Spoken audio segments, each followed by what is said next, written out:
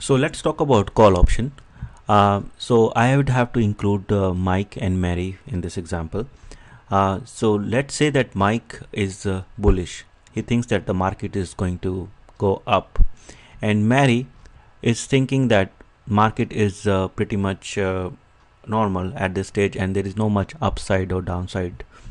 So both of them are the investors, and Mary holds Google. So let's say Google right now is at $700. So Mike wants to purchase Google, but no money. He is tight on money. And Mary, she already holds Google, so she holds $700 worth of Google.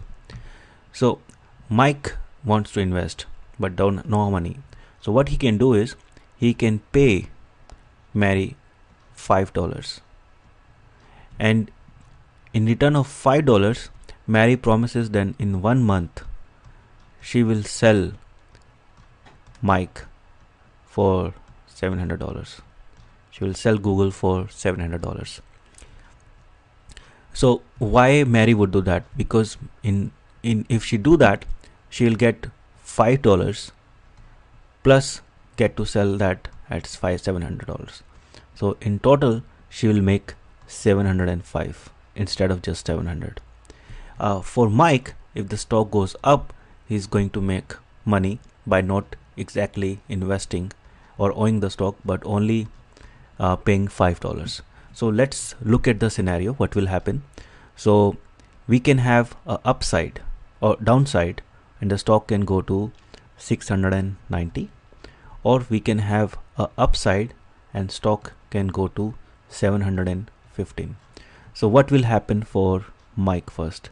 So if we're talking about Mike, then if it goes to 690, Mike will say it's already at 690, so why would I purchase it at $700?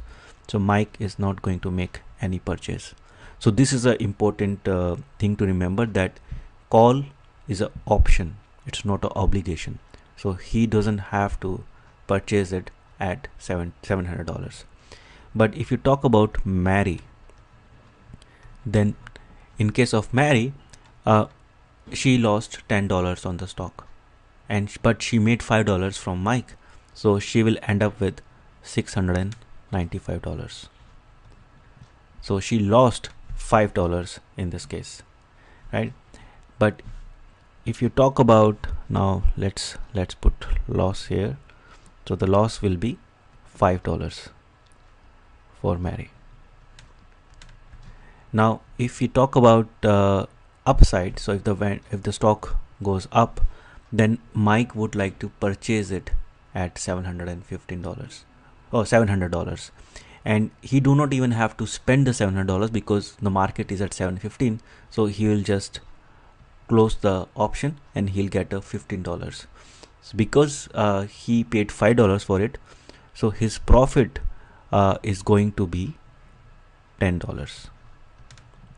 And for Mary, she needs to sell that stock at $700, but she also got the premium, so she will got in total of $705, out of which we'll say that she made $5 in profit. So she made $5 in profit, Mike made $10 in profit. In case of downward side, Mike didn't lose anything. Yeah, he lost the premium which he paid, so that premium will be $5, and Mary lost some money. So but if the stock would have gone way below, so let's say if the stock would have gone to 600, then in this case Mike will again not buy it for 700 and his loss will be still $5. But Mary, who is holding the stock, she will be losing a lot of money. So right now then she will end up with 605, and her total loss will be 95. So this is the call option. So let's go a little bit more graphical. So let me plot the profit chart. So suppose if I'm looking at the profit, and this is the stock price.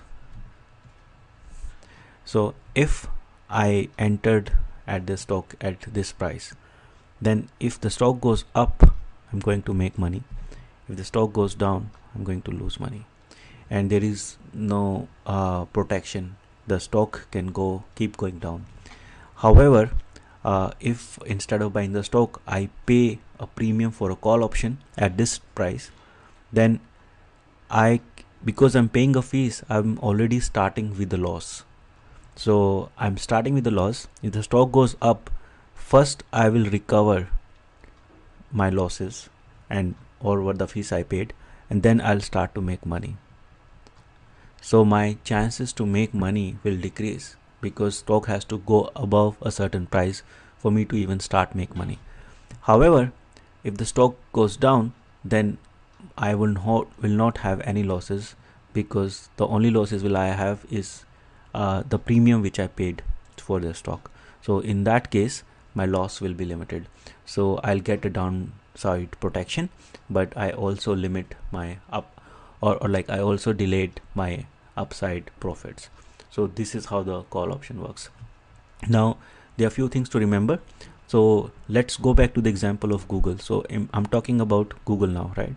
So I can have first the function of the strike price. So K. If the K is $700, the premium will be high. So suppose the premium could be $5. But if it goes to 720, then it's less likely that the stock will go above 720. So in that case, the premium will decrease maybe to $2. And then if I'm talking about 750, then again the premium will decrease a lot, and maybe it's only 50 cents. Right? So the premium will depend upon where the strike price is. The another thing to remember is the expiry date.